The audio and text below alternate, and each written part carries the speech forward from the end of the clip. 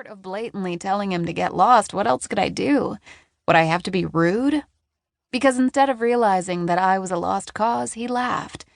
He laughed, and it did funny things to my insides.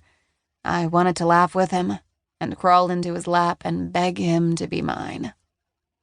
"And you are?" he prompted. Still not interested. It was becoming a bigger lie as time passed. If some other guy had pursued me this way, I would have thought it was creepy and called for security to have him escorted off the mountain. Instead, I secretly hoped he would keep talking to me. I thought he'd finally gotten the message as an entire minute of silence passed between us before he reached over to look at my book's spine to see the title. I gulped in response. His hands were large and masculine, and I wondered how his long fingers would feel interlaced with mine. I shook my head and let out a shaky breath. I had gone seriously crazy, like jumping on Oprah's couch crazy. "Macbeth. I would have guessed Romeo and Juliet." I couldn't help myself. I had to look at him. Two 15-year-olds who kill themselves in the name of love after only knowing each other for 3 days? No thanks. That smile. He was killing me. "You don't find it romantic?" I don't find anything romantic about suicide. "You don't think love at first sight is romantic?" he persisted.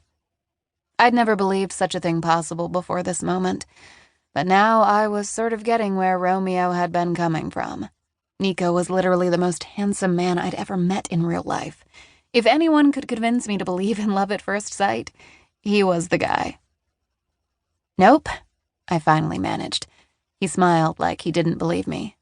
"Nico, andiamo!" Nico looked over his shoulder at a group of guys who were waving and calling out to him. He shouted something back to them, and they headed out the door, hooting and hollering as they went. He stood up. He was taller than I'd first thought. Yummy tall. Way taller than me tall.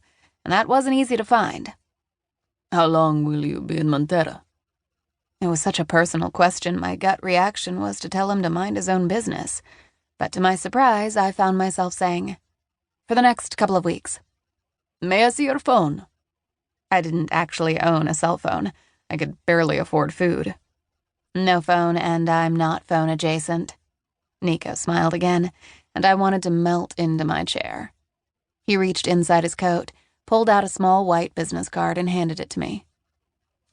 "If you ever do find yourself adjacent to a phone while you're here, please call.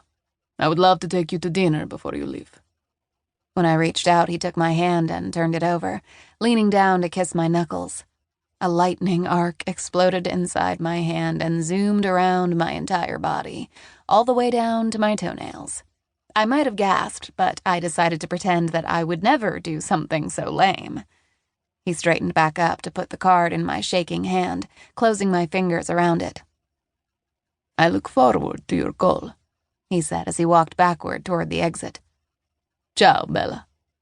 He left, and it took my eyes a second to adjust, like I'd been staring at the sun and now had third-degree burns on my retinas. Who did that? Who just kissed people's hands like that? This wasn't the 15th century. So weird. And exciting, but weird. The business card was white and thick, obviously expensive. There was only a series of numbers, presumably his telephone number. I flipped the card over. Blank. Who had a card without a name on it? Just their phone number. I'd tell you who.